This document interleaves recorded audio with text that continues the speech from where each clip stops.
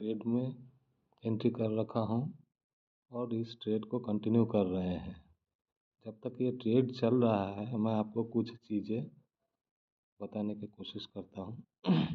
आप मैं देखो कि मेरे ट्रेड में हर एक जगह लाइनें डाला हुआ है। इस लाइन का क्या मतलब और क्या मकसद है?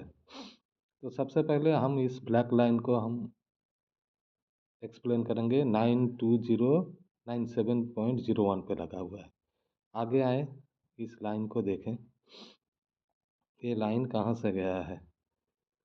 तो आपको 3 मिनट के चार्ट पे ये क्लियर नहीं हो पाएगा। इसको हम 30 मिनट के चार्ट से आपको एक्सप्लेन कर देते हैं। तो हम 30 मिनट पे आ गए। अब देखिए ये क्या है।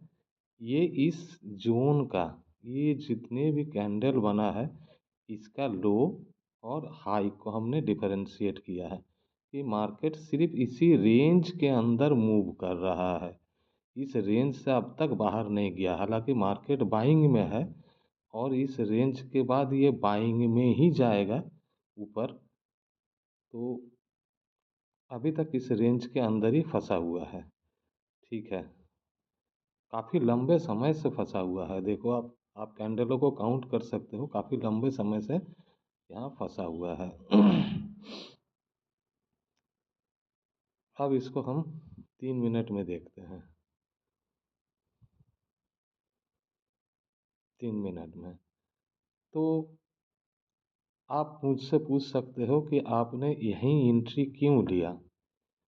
आप देख सकते हो कि यहाँ जो है सारे कैंडलों का बेस बना है।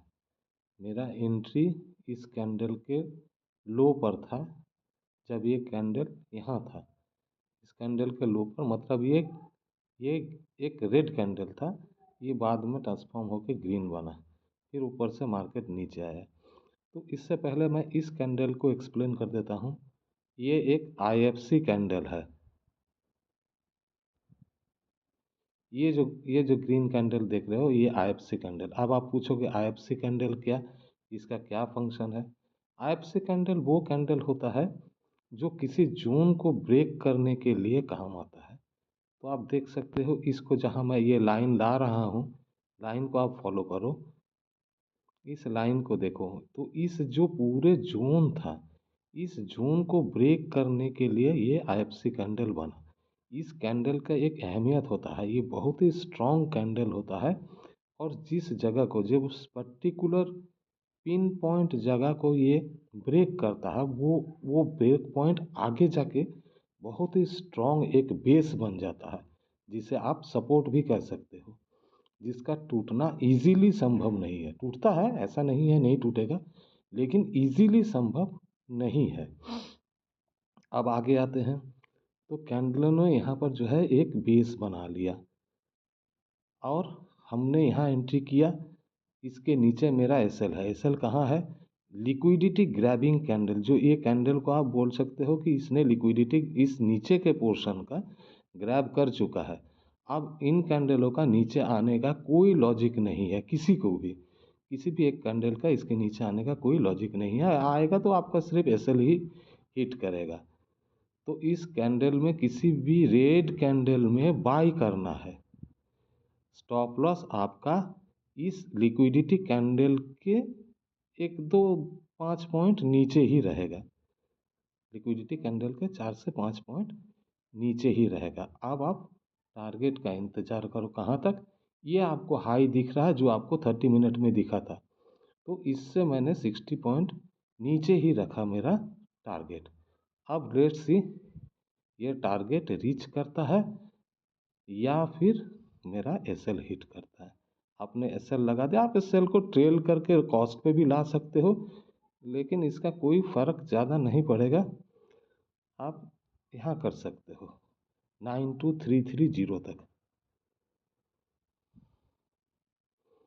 तो चलो मैं 92300 से 92330 कर देता हूँ। मेरा 92330, मतलब इस ट्रेड में मेरा लॉस अगर होगा तो $328।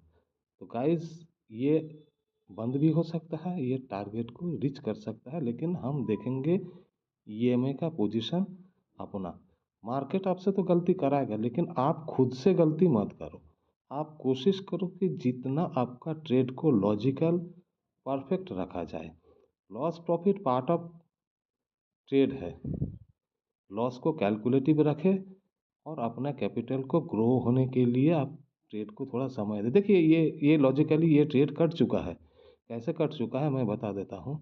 यहाँ मार्केट ने रिजेक्शन दिखाया और ये जो कैरेक्टर है इसे हम कैरेक्टर कहेंगे। ये जो कैरेक्टर है इसको भी एक कैरेक्टर को काट दिया, मतलब आपका ट्रेड यहीं ख़त्म है। लेकिन आप ट्रेड को, मार्केट को, अपने आप को एक कैंडल का और ऑप्शन दे रहे हो कि नेक्स्ट कैंडल कैसा बिहेव कर रहा है। अगर नेक्स्ट कैंडल आपका फेवर में गया तो ठीक, नहीं तो आप कॉस्ट पे ट्रेड को काट देना। आपका जैसे ही इस ईएमए के नीचे आने का कोशिश करेगा और आपका कॉस्ट तक आने का कोशिश करेगा, आप ट्रेड को काट देना। मैं ट्रेड को काट रहा हूँ।